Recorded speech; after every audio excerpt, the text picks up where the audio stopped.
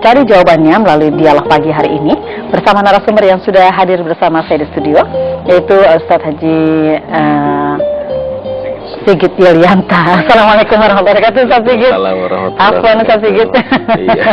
Sehat ya? Sehat. Senang sekali ketemu lagi. Saking cerahnya nih baju ini, saya jadi terpukau gitu. Baik, Ustadz Sigit, kita akan berdialog tentang berteman dengan orang soleh ya. Betul. Sebegitu pentingkah kita membicarakan tentang teman kita di dunia ini, sehingga kita memilih tema ini gitu. Apa sih yang bisa mempengaruhi seseorang dalam kehidupan kita yang kemudian bisa kita jadikan sebagai teman gitu, silakan. Assalamualaikum warahmatullahi wabarakatuh. Waalaikumsalam. Alhamdulillahirabbil alamin. Allahumma sholli ala nabiyyina Muhammadin wa ala alihi wa ashabihi ajma'in, amma ba'd. Pemirsa Mata Air CTV, juga Mbak Elvi yang dirahmati Allah Subhanahu wa taala. Ya. Allah Subhanahu wa taala menciptakan kita memang tidak untuk hidup sendirian. Ya, setidaknya kita bisa memahami hal ini dari apa yang disampaikan Allah di ayat 13 surat Al-Hujurat. Faqala Allah Ta'ala, a'udzubillahi minasyaitonirrajim, bismillahirrahmanirrahim, ya ayuhan nas, inna khalaqnakum min dzakarin wa untha wa ja'alnakum syu'uban wa qabaila lita'arufu. Wahai sekalian manusia, sungguh kami menciptakan kalian dari jenis laki-laki dan wanita, perempuan. Kami jadikan kalian berbangsa-bangsa dan bersuku-suku lita'arufu, agar saling mengenal. Jadi informasi ini demikian jelas bahwa Allah ciptakan kita tidak sendirian, tetapi diciptakan dalam jenis yang berbeda, laki dan perempuan, bahkan dari suku bangsa yang berbeda-beda gitu. Nah, kita juga mendapati informasi di dalam Quran bagaimana Nabi Adam itu tatkala diciptakan oleh Allah pun untuk tinggal di dalam surga juga tidak sendirian.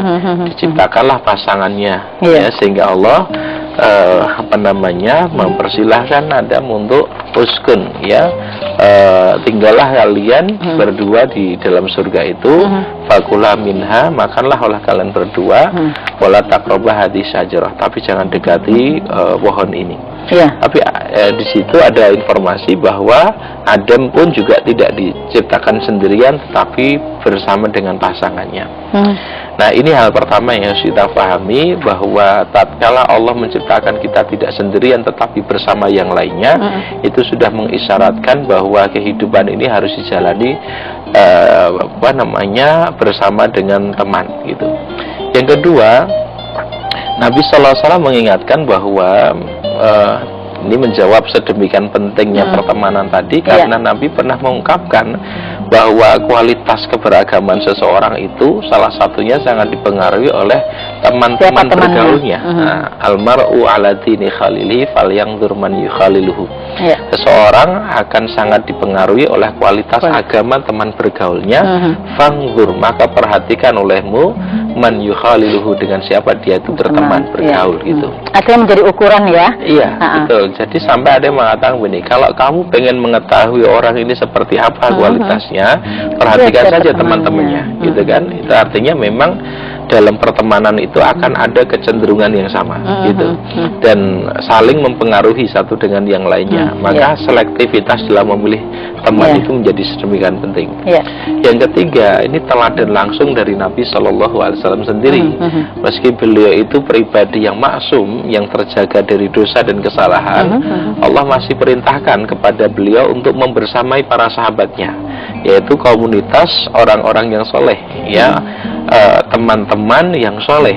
Wasbir nafsaka ma'alladzina yad'una rabbahum bil ghadati wal 'ashiyyi yuriduna wajhah wa la ta'du 'ainaka 'anhum turidu zinatal hayatid dunya wa la tuti' man aghfalna qalbahu an dzikrina wattaba'a hawahu wa kana amruhu furuta.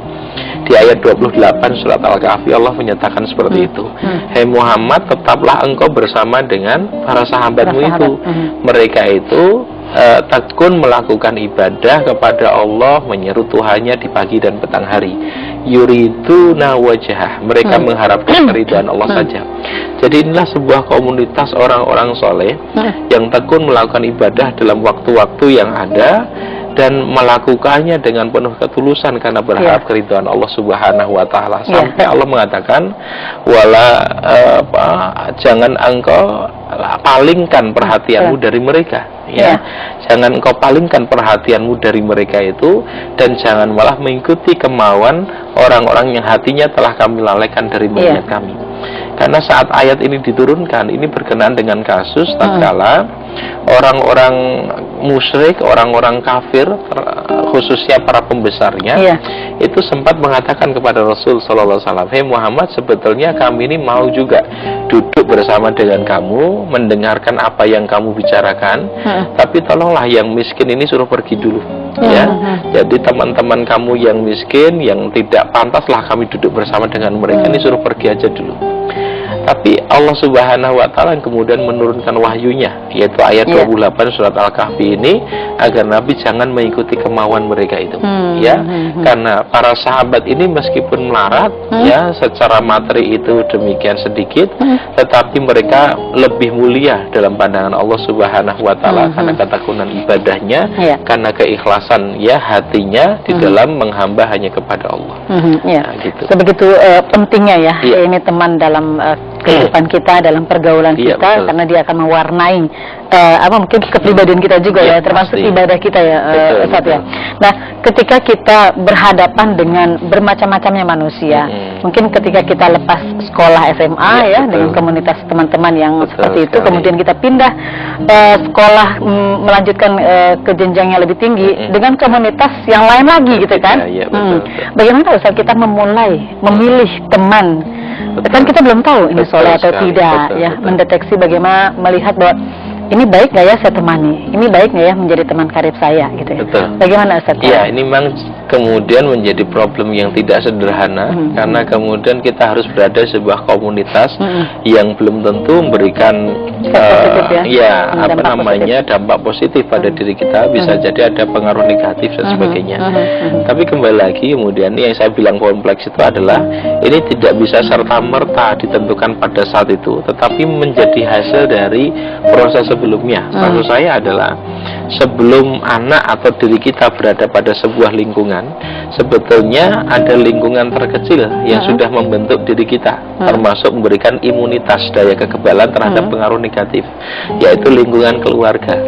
Itulah yang pada episode yang lalu kita pernah sampaikan, Nabi mengingatkan fa'abawahu yuhawidanihi au yunasironihi au yumajisani itu. Maka bapak ibunya lah yang menjadikan anak ini menjadi Yahudi, Nasrani atau Majusi. Artinya keluarga itu menjadi lingkungan pertama yang ditemui oleh anak, lalu anak ini mengalami proses tumbuh dan berkembang, lalu ada sejumlah pengaruh pada lingkungan keluarga itu, khususnya orang tuanya, apakah kemudian tetap berada dalam fitrah yang bersih atau tauhid tadi, atau kemudian menyimpang. Nah, maksud saya adalah sebelum kemudian berada pada lingkungan yang baru tadi, ini ada proses sebelumnya di dalam keluarga seperti apa, pada lingkungan masyarakat di mana dia tinggal juga seperti apa, itu turut menentukan.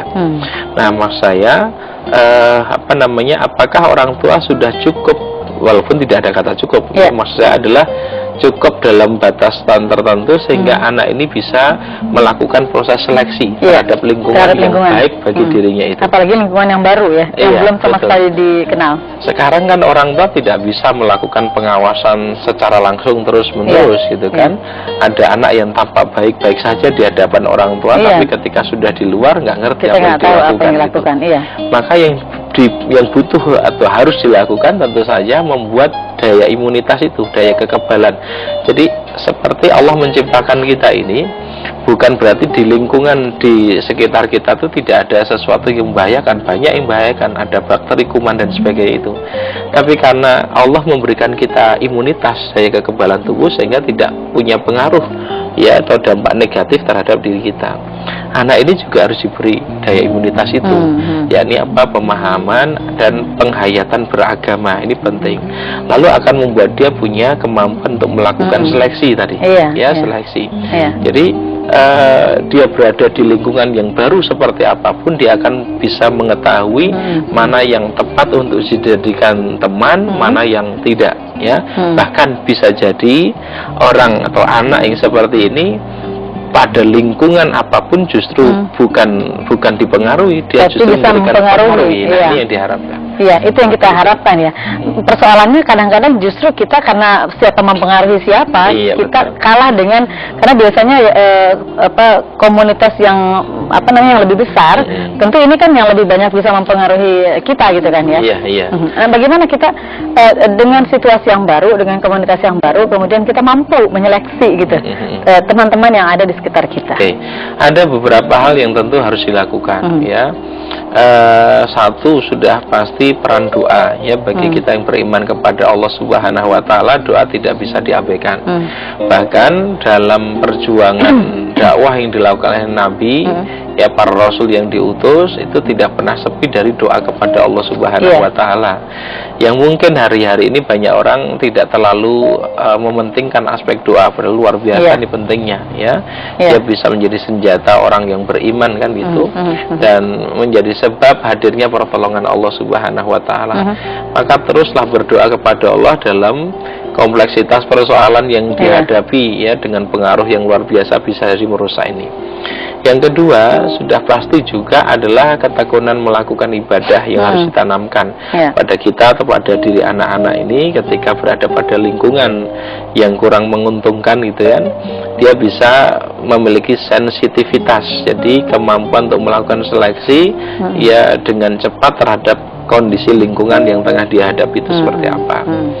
Nah, kemudian yang ketiga, ibarat organisasi itu perlu komunikasi yang baik dan melakukan koordinasi. Jadi maksud saya begini, kebatilan itu dalam memberikan pengaruh itu juga faktanya tidak berjalan begitu saja, tetapi juga ada proses yang mengkoordinasikan ya kebatilan tadi atau pengaruh negatif tadi, sehingga memberi pengaruh kepada pihak lain yang tadinya baik-baik saja, gitu kan?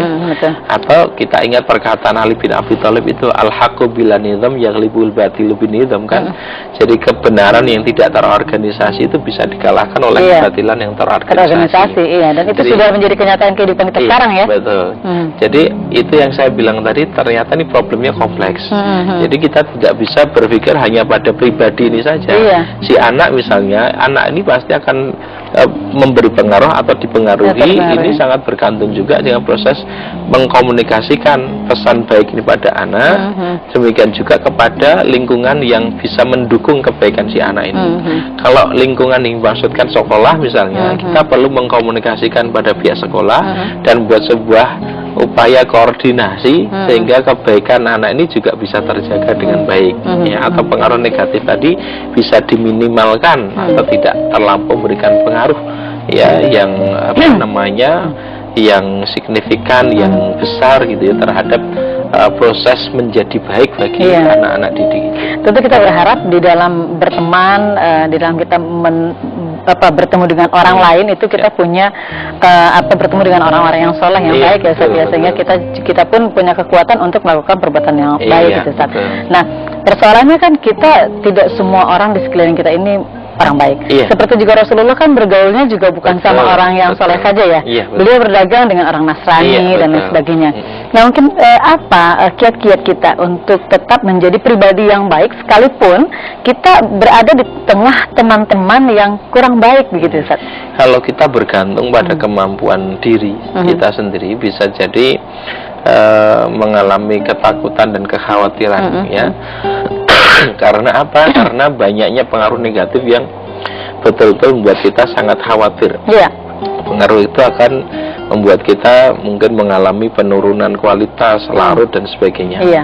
Maka sejak awal tentu harus ditanamkan bahwa kebergantungan kita kepada Allah Subhanahu wa taala, Allahus Somad ya, Allah tempat bergantung. Nah, maksud saya adalah hubungan kita dengan Allah itu harus dijaga betul, karena Dia kemudian yang akan menjaga kita. Nabi Muhammad mengatakan ihfadzillah yahfadzka, jagalah Allah maka Allah yang akan menjaga kamu.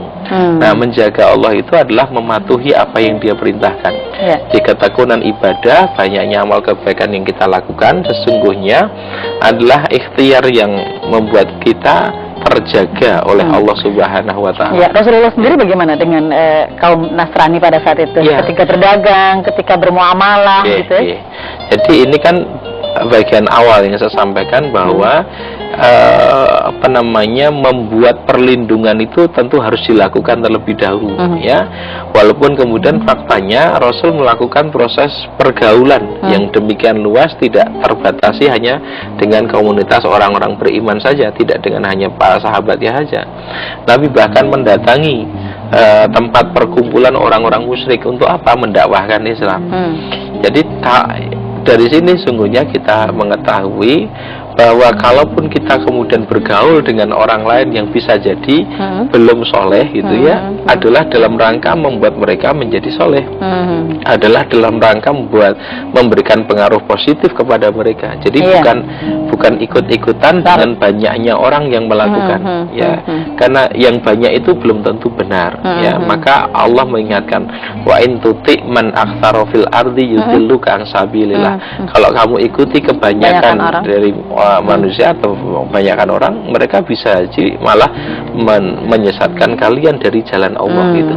Jadi perlu kewaspadaan, kehati-hatian, tetapi juga perlindungan tadi sudah dilakukan terlebih dahulu, lalu membangun kekuatan yang mempengaruhi pihak yang lain, menyertainya dengan doa kepada Allah Subhanahu wa Ta'ala. Saya kira begitu. Dalam tinjauan keberagamaan demikian ya, istilahnya kita dituntun oleh Allah dan juga oleh Rasulullah ya sebagai contoh. Tetapi dalam tinjauan sosiologis kita ya terhadap orang lain, bagaimana kita memandang orang lain, attitude kita seperti apa dengan orang lain, ini kan juga nanti akan mempengaruhi apa mereka mau turut dengan kita atau tidak, gitu kan ya. Betul. Rasul itu orang yang sangat menghormati ya pihak yang lain, bahkan tidak terbatasi oleh keyakinan yang dianut. Tatkala ada orang Yahudi yang meninggal dunia, Rasul pun berdiri untuk menghormatinya. Ketika ada sahabat seolah protes bertanya, kenapa engkau berdiri? Rasul, bukankah dia orang Yahudi? Nabi mengatakan, tapi bukankah dia juga manusia gitu. Artinya dalam makna sebagai manusia tentu semua harus dihormati. Yang tua dihormati, yang lebih muda itu disayangi gitu. Nah, apa etika umum ini tentu juga harus kita lakukan, bahwa seorang muslim itu orang yang sangat menghormati orang lain, ya, bersikap ramah, sopan kepada yang lainnya, bahkan sangat peduli untuk memberikan pertolongan dan seterusnya. Justru nanti dalam konteks dakwah Islam, akhlak sosial ini akan menjadi alat yang membuat orang lain itu tertarik dengan kebenaran agama ini, ya, bahwa ternyata agama ini mengajarkan kemuliaan akhlak, agama ini mengajarkan etika yang demikian tinggi, ya, adab yang sangat mulia dan seterusnya. Jadi silakan berbaur, tetapi tentu harus bisa mengukur diri. Apakah saat kita berbaur pada sebuah lingkungan yang kurang baik itu bisa memberikan pengaruh atau malah terpengaruh? Dalam pandangan misalnya Dr. Sayyid Muhammad Nuh, kalau analisa perhitungan kita ini malah terpengaruh, tentu lebih baik melakukan uzlah. Uzlah itu ya isolasi atau membatasi interaksi dengan orang-orang yang memberikan pengaruh negatif itu. Tapi kalau cukup mampu memberikan pengaruh positif, maka berbaur dengan mereka dan secara aktif mempengaruhi kebaikan untuk mereka, itu pilihan yang terbaik. Ini biasanya kalau kita mau menularkan kebaikan, ini agak sulit ya orang diajak kebaikan. Contoh gini, ada komunitas orang-orang yang ingin membiasakan sholat tahajud, sholat duha gitu ya, ketika kita yuk tahajud gitu, nggak ada yang merespon. Yuk duha, nggak ada yang merespon. Tapi begitu kita mengajak ke sesuatu yang sifatnya euforia gitu ya, itu banyak sekali yang merespon. Apakah memang jiwa manusia itu sulit dibawa kepada jiwa keberagamaan dan lebih mudah kepada jiwa yang hura-hura atau gimana, Ustaz? Satu, di dalam jiwa manusia memang ada potensi untuk berbuat fujur atau kesia-siaan, ya, selain ada potensi untuk bertakwa, ya, itu wa nafsi wa masawaha fa'alhamaha fujuraha wa taqwaha, gitu kan. Demi jiwa dan penyempurnaan ciptaannya kami ilhamkan dalam jiwa manusia fujur dan takwanya. Yang kedua, kita harus memperhatikan kenapa ya ajakan berbuat ya sia-sia atau dosa itu lebih cepat mendapatkan tanggapan dibandingkan ajakan untuk melakukan kebaikan atau perintah-perintah agama. Kita coba perhatikan bahwa yang ajakan kepada perilaku dosa atau hal-hal sia-sia itu dilakukan dengan intensitas yang lebih sering ya, dilakukan oleh banyak pihak terus menerus, tidak tahu 24 jam itu berapa banyak yang melakukan ajakan seperti itu, sehingga pengaruhnya akan sangat kuat. Sementara ajakan berbuat baik pada aspek ini, intensitas dan banyaknya ajakan itu mungkin jauh lebih sedikit, sehingga mungkin pengaruhnya sampai tertutupilah ajakan-ajakan kepada hal yang buruk atau minimal sia-sia tadi.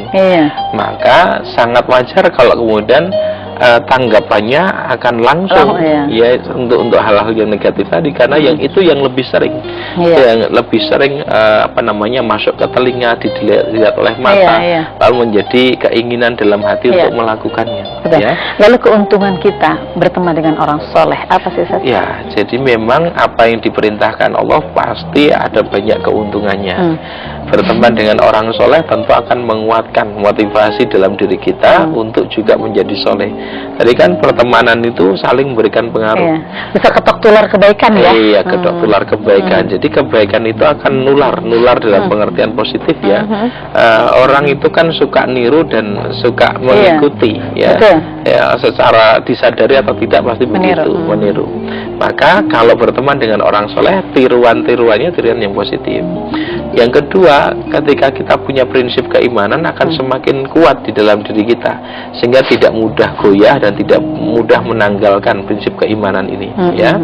Yang ketiga, bisa melakukan kerjasama untuk melakukan kebaikan, karena faktanya di dalam Islam itu banyak sekali kebaikan yang baru bisa dikerjakan tatkala ada teman atau ada orang lain. Jadi misalnya kita mau sedekah, tentu kita butuh ada yang mau menerima sedekah. Mau tersenyum butuh ada orang lain. Kan? Jadi nggak bisa senyum sendiri gitu kan. Jadi banyak sekali kebaikan yang ternyata butuh orang lain. Sehingga teman yang baik itu akan menjadi mitra kerjasama untuk melakukan amal-amal kebaikan. Baik Ustaz, sayang sekali waktunya sudah habis nih Ustaz. Tapi kita bisa mengambil hikmah ya, betapa pentingnya kita mencari teman yang baik, teman yang soleh, yang bisa menularkan kebaikan kepada kita dan kita bisa termotivasi untuk juga melakukan kebaikan, dan memang kita memerlukan orang lain untuk bagaimana kita mengekspresikan ibadah amaliyah kita Ustaz ya. Terima kasih Ustaz atas apa yang sudah disampaikan, dan pemirsa mata air yang dirahmati Allah Subhanahu wa taala. Demikian dialog kita pagi hari ini. Mudah-mudahan bermanfaat bagi kita semuanya untuk mencari teman yang betul-betul bisa punya pengaruh positif untuk kita.